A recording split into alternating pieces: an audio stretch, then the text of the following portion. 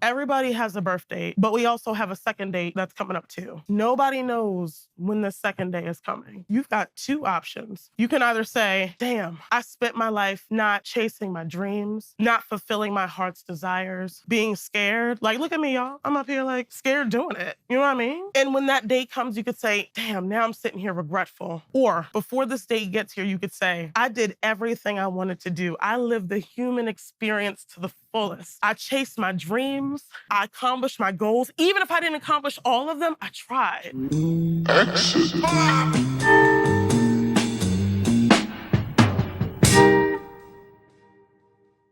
So Lashay is somebody that I met through our podcast also, and she has built an interesting business, and I wanted to have her come and talk about.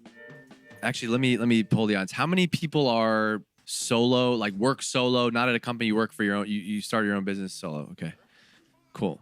So not to get everybody to go quit their jobs, because we'd have no sponsors left and everybody would leave Exit 5 and it would be a mess. But there is an interesting trend with work where, as a knowledge worker, if you have expertise in a niche, you can build a business and gain a lot of freedom and do your own thing. And Lashay has done all of that over the last year. And so we wanted to end today just giving you a couple of ideas.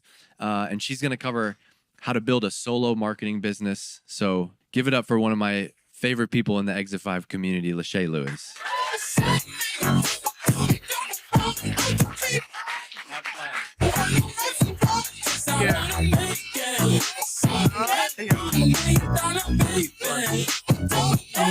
Hello. Show of hands, how many of you in here work for somebody? All right, I'm gonna teach you how to leave your job today. All right, so the most important thing to a lot of you in this room is probably one of two things. One, you're an in-house marketer and you wanna know how to transition and go solo. Or two, you're an agency owner or a solo founder already, and you wanna know how you can further grow your business. And when I say grow your business, I don't necessarily mean in terms of headcount, but I mean in terms of profit and time back to yourself. When you think about building a solo business, actually, that's a question for you guys. What does a solo business mean to you? Does it just mean one person? What does it mean to you? Anybody? Yeah.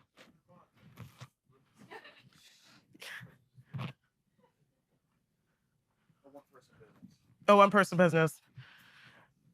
So for anybody that doesn't know my backstory just a little bit, I struggled my entire 20s trying to figure out how to be able to build a solo business. And the thing that I struggled with the most was self-confidence. And I think a lot of times people put the concentration on, oh, this strategy and this tactic and this framework and this thing. But a lot of my struggle was internal. I didn't believe in myself.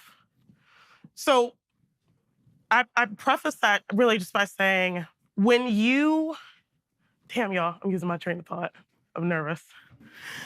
Hey, it's all good. You got this.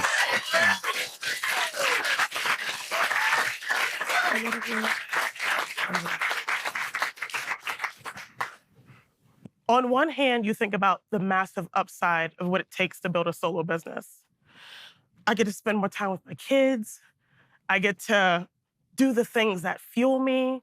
I get to double or even triple what I was making in-house. But then at the same breath, you think about the downsides of what this looks like. What if I blow through my savings trying to figure this out? What if I can't find my messaging? What if I can't find my positioning? What if I'm dealing with imposter syndrome? What if the algorithm messes up? All these things, and the reason I'm telling you about them is because I've dealt with these same thoughts, feelings, and emotions. So let's rewind back to March of 2022. I was standing outside my house and my husband had took an off-guard picture of me. And ladies, we know when off-guard will do it. So I'm looking at this picture and I don't even recognize who I'm looking at. Mind you, I was like 7 or 8 months postpartum after baby number 4. I could have gave myself some grace. But that didn't matter to me. What mattered to me was I'm looking at this picture and I don't even know who I'm looking at. At the moment I looked at this picture, change triggered in my brain. So what do I mean when I say change triggered in my brain? Well, the moment I looked at this, the pain of staying the same became greater than the pain of change. The pain of, well, I'll take it. I'll take it. The pain of not feeling how I wanted to feel, not looking how I wanted to look, having anxiety about my health, not wanting to look in the mirror, not wanting to go outside, all became more painful than counting my macros, than staying consistent in the gym, than not eating what I wanted whenever I wanted, more than the pain of self-discipline and self-control. And 55 pounds later, I can tell y'all that was a good decision. Thank you. Now, let's fast forward to March of 23. I was working for an SEO agency in conjunction with my in-house job just to be able to hit 6 figures a year.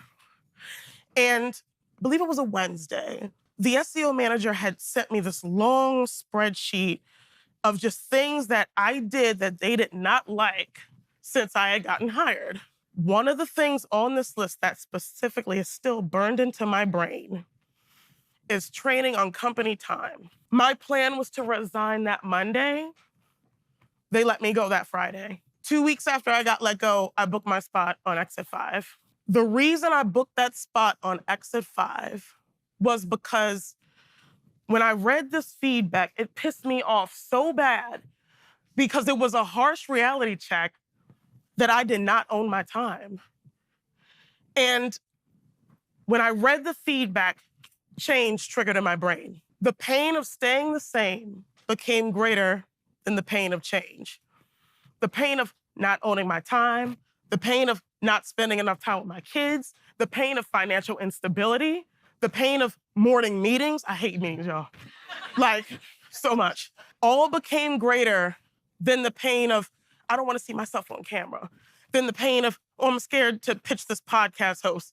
Then the pain of, I don't know what my messaging and my positioning is going to be.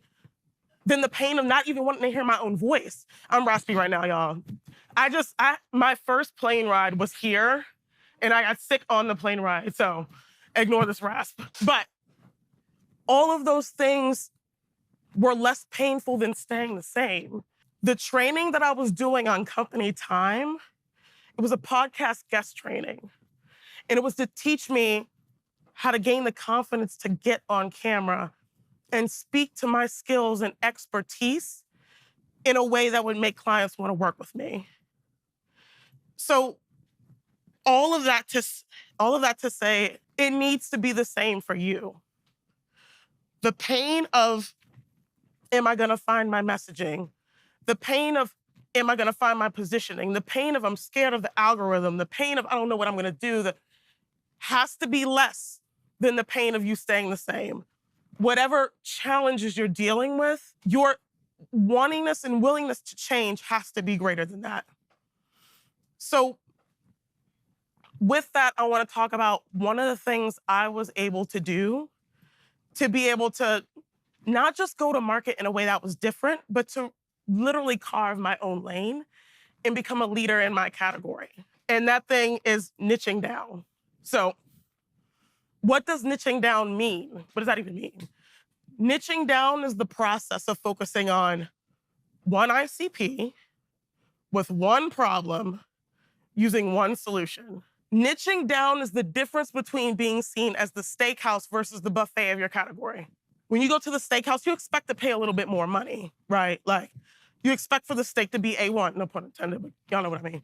Like, you expect for the steak to be good. Versus when you go to a buffet, it's like, you might feed the family for a little bit less, but there's no specialization in one dish because they're cooking 50, 60, 70 different dishes. And it needs to be the same for you in business. So with that, I want to get into the 4 steps that you need to take in order to be able to make a successful transition from in-house to solo founder, or if you are already a solo founder or an agency owner, how you can grow your business without having to work harder. Thank you.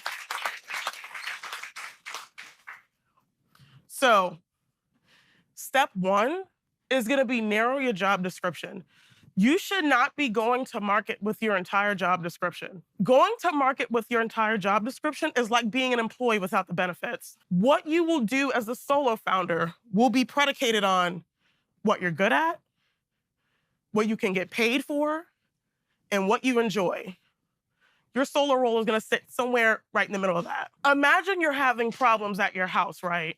Like your shower tile is coming off, maybe your faucet's leaking a little bit, toilet's not running right, window frames popping off. You call a general contractor. Versus if you have a roofing or a foundation problem, you call a roofing or a foundation expert. Meaning, if you go to market with your entire job description, you're gonna get asked to do more. Because where the general contractor would have to do 6, 7, 8 jobs, the specialist would only have to do one and make the same amount of money. Maybe in the sense of like, for example, anybody wanna give me like their role, what role you are?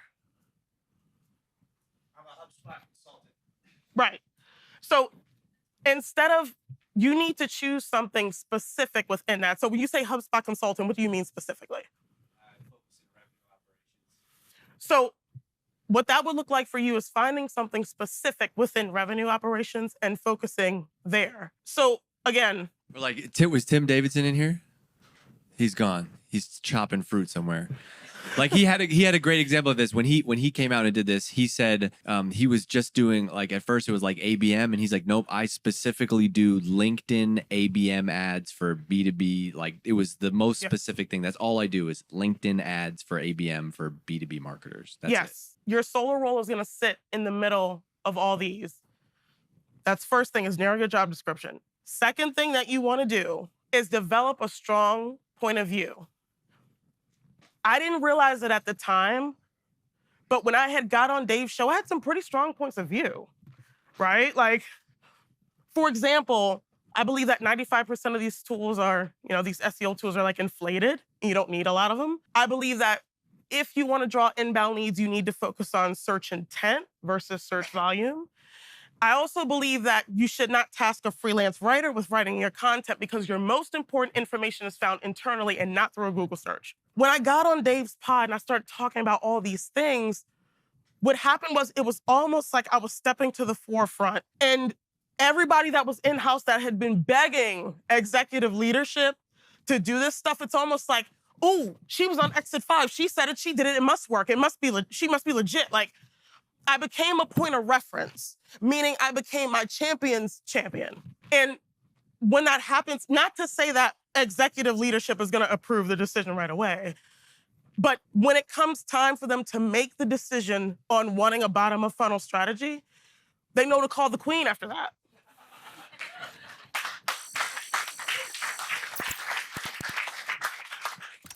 So The queen of bottom of the funnel is just really good. Yeah. Imagine. Yeah. I want y'all to imagine this real quick. Imagine like a giant dam, right? And somebody just takes like a Thor-sized hammer and just starts boom, boom, whacking this dam, and they put a huge hole through it and the water just comes rushing through. That's literally what it was like being on Dave's pod. I didn't get clients despite of my differentiated point of view. I got clients because of my differentiated point of view. I don't mean being contrarian for the sake of being contrarian, right? I'm not telling you to purposely get a rise out of people. But what I'm telling you to do is find those hills you will absolutely die on and speak to them with conviction. So maybe if you're in sales, maybe the hill you'll die on is like trigger-based prospecting. Or maybe if you're a revenue leader, you believe that MQLs or SQLs or what other acronym you want to throw in there shouldn't be split across teams, but be collectively hit across all teams. I just told you how to end the sales and marketing beef right there. So step 2 is going to be develop a strong point of view. Now, this next step has changed my business in ways I could not have imagined. It's got me working 3 to 5 hours a day, 4 days a week. It's got my clients really amazing, repeatable results. For example, generating less than 10 leads a month to 95 in a month for one product line out of several in under a year. Y'all ready for this next one? Productizing. So you've probably heard of productizing before, but nobody ever really shows you like how to do it. So I've been able to productize my entire business using something I call the L.O.C.K formula. So the L.O.C formula go as follows. L, list out everything you do from beginning to end. I mean, the moment somebody reaches out to you for a sales call, you need to be listing that down. So for me, that looks like, okay, they find me on a podcast, they find me on LinkedIn, they reach out. Then we have the strategy call, okay. Then we go through procurement, okay. Then they send the contract, okay. Then I onboard them into Notion, okay. Like everything that you do. Oh, organize it from start to finish. Again, step 1, step 2, step 3, step 4. What does that look like for me? Well, step 1, we lay out a canvas and we put everything on this canvas. Shout out to the Fletch Bros, I use their canvas. And that's the first thing we do. The next thing we do is we do keyword research based on that canvas. Step 3, we fill in the framework. Step 4, we track. Step 5, we optimize and iterate. Organize everything in subsequent steps from beginning to end. C is create frameworks for each step of the process. There should not be one step of your process that does not have a framework in it. Frameworks cut your time down significantly. And then K is know how to match each step. Hold up. I'm thinking I had a typo. Hold up. Okay. Know each step matches the customer pain points. Okay. Know how each step matches the customer. So what does that look like for me? So for me, I know when somebody comes to me, if they're having a bottom of funnel problem, like they're not aligned internally. Meaning the first thing that we do is we grab this canvas and we lay out everything on the canvas. That's matching a customer pain point to a specific part of your process.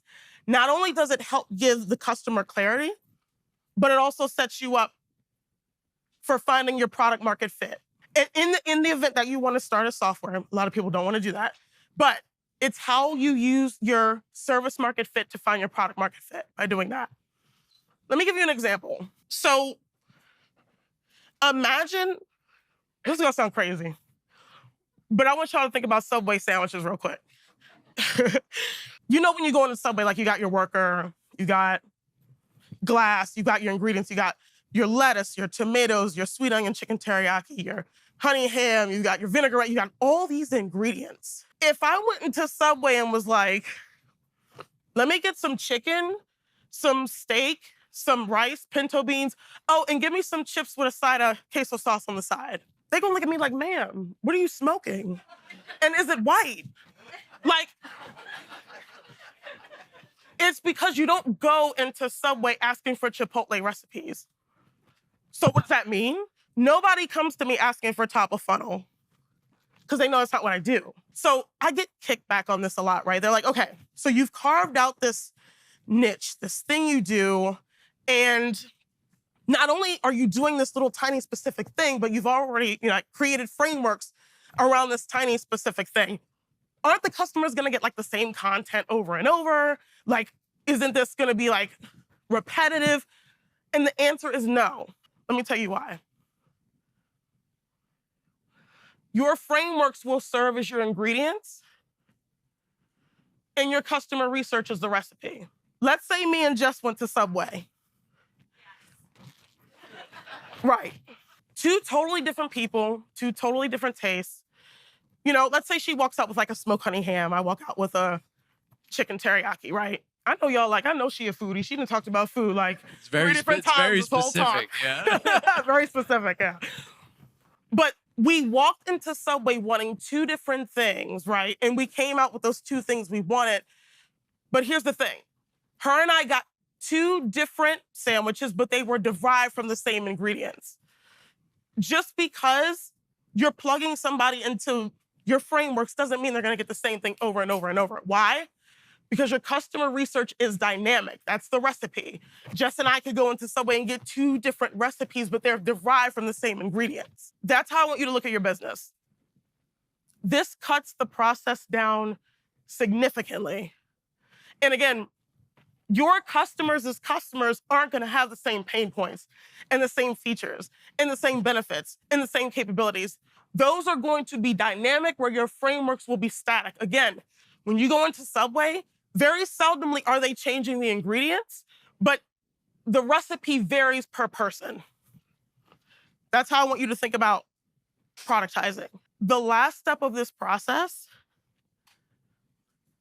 is let it sell itself. Very seldomly, when I get on sales calls, am I trying to sell anybody. What I'm doing is I'm walking them through my process, right? So I pull up my Notion.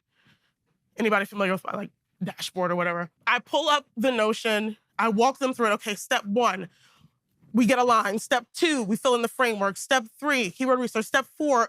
So I'm walking them step by step. I'm letting them sell the process. And there's this misconception that you have to create a custom solution for every client. That's not true.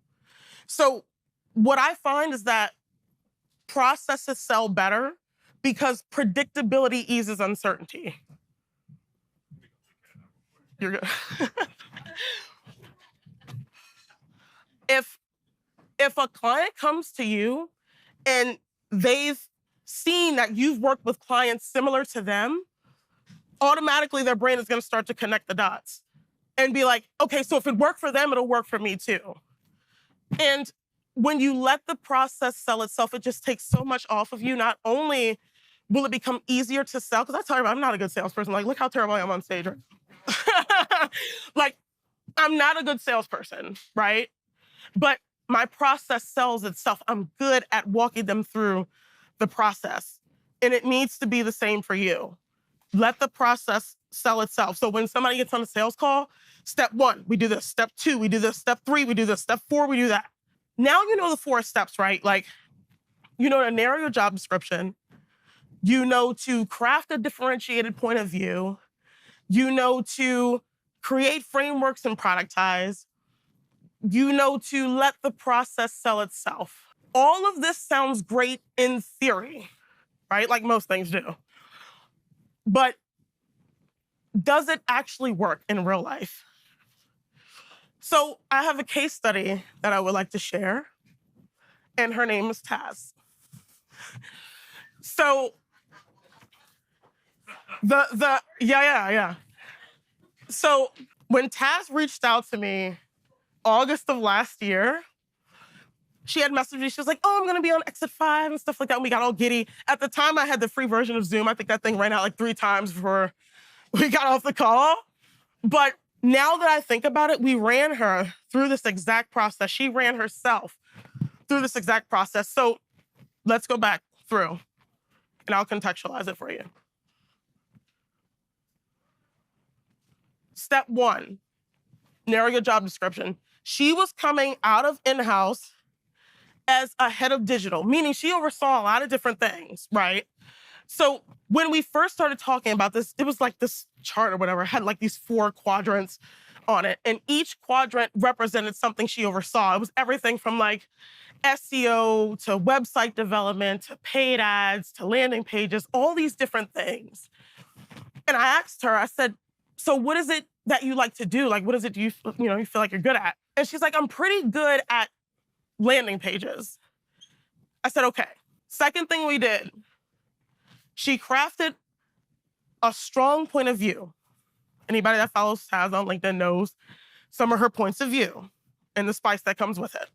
So instead of conversion rate optimization, she talks about consumption rate optimization. And she also believes that changing a button color on a landing page won't necessarily increase the conversion rate or not anything meaningful anyway. She also believes that you should let somebody know exactly what they're going to go through before they ever sign up for a demo with you. Pretty strong points of view. And then step 3 is using the L.O.C.K formula. But let me contextualize this even more and tell you what happened. So I was working with one of my clients, and she had reached out to me. She was like, do you know anybody that's pretty good with landing pages? And I'm like, I do happen to know somebody that's good with landing pages. And after a year of working, you get testimonials like this one. So consultants versus marketing agencies. Curious what other SaaS startups, teams are doing these days. Anyone else you'd recommend on this list? After a year of trying both, I truly believe that hiring individual consultants with a specific niche is the new normal versus hiring agencies who cover a broad space. When you do good work, Your clients will give you your testimonials. Throughout this process, all of us, everybody on this list, we went through, started crafting the frameworks. Again, when you work with one client and you find something that works, create frameworks out of that. So when we started putting this together, we had, okay, step 1, align the internal teams. Step 2, create frameworks around this. Step 3, optimize and iterate. Step 4, paid ads. We productize the process. And for the last step, step 4, let the process sell itself. Very rarely does Taz have to sell herself on calls. And y'all probably like, how the hell do you know? I've seen them. Don't worry. I've seen her sales calls. We share that stuff back and forth. But very seldomly does she have to sell herself. She's selling the process. Okay, step 1, we get alignment. Step 2, I create the framework. Step 3, we publish them. Step 4, heat map. Step 5, optimization. Just the same thing over and over and over. All of this to say, if 2 women, and not just 2 women, but 2 minority women that had to fight for everything they got, that had nothing handed to them, can do this, you can do this too. Hell yeah. Hold up.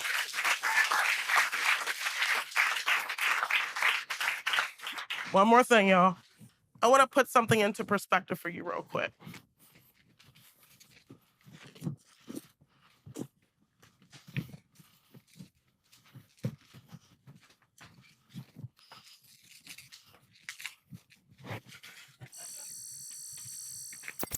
As y'all can tell, I come very unprepared. I'm literally opening the Sharpie pack right now.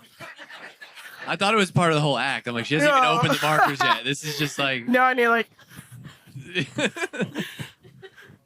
Like you had all day to open the markers. I really did. I was worried about this all day. Sound effects are great. Y'all like the sound effects? Okay. It's like a magic show. All right. No way. Holy shit. It's white and not black. Now I need a marker. Oh my God. Come on. Somebody, I need a marker. If you think Tass is ever gonna let you live this down. Okay, all right. All right, marker. Hey, do you want a Sharpie? We have a Sharpie. I got a Sharpie. All right, y'all.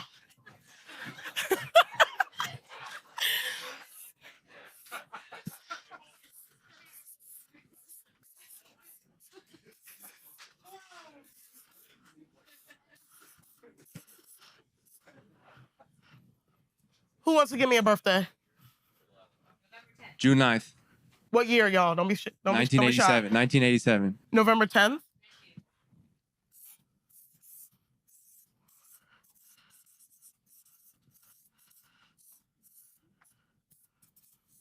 $18.84. What was that other birthday? June 9th, 1987.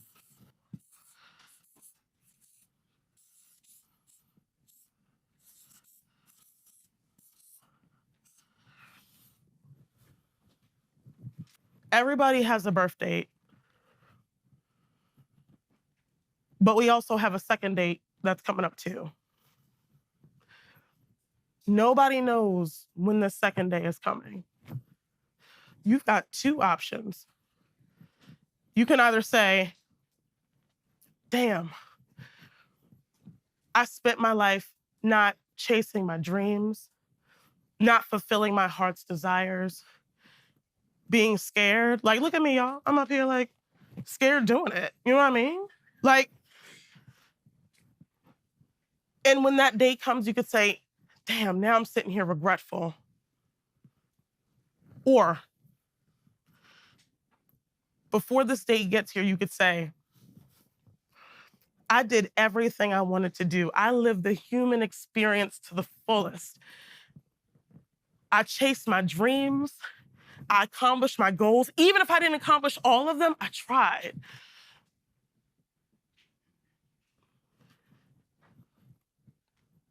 The fact that you're all here with me right now in the present means that we're living in this dash right here.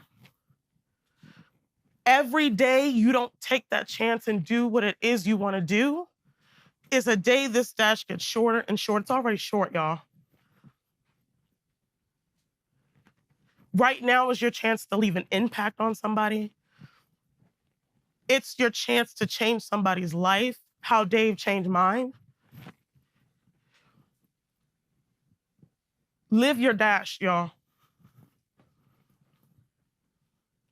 And if this does not put it into perspective for you,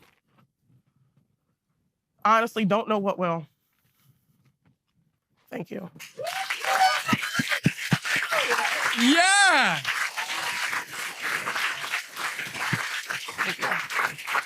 Let me take that. Take this, thank you. I gotta answer questions and stuff. Good job. I'm proud of you. Congratulations. I do have to say though, Questions. I think the bottom of the funnel thing might be over, and your days as an inspirational speaker might be I gotta on get the a little bit. I need some rise. more practice, y'all. Yeah. Questions. All right, we do have a couple minutes for questions if you want to talk to Lashay about something. Yes. All right, cool. Hold on. That really was a white Sharpie. It really was. Oh my God. So bad.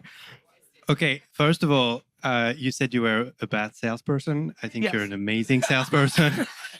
like your authenticity shines through, and that is the best stuff for the best salespeople. So I think,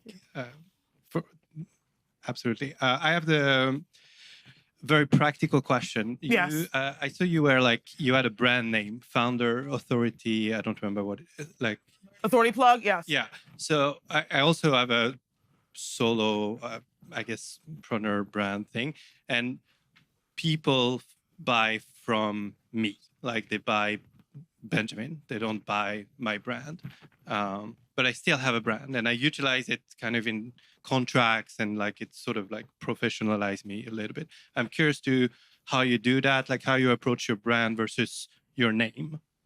It's a good question.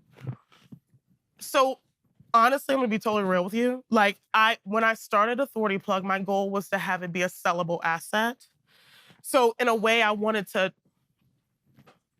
detach my name from it, although there's nuance there because it's also my name that grows it too.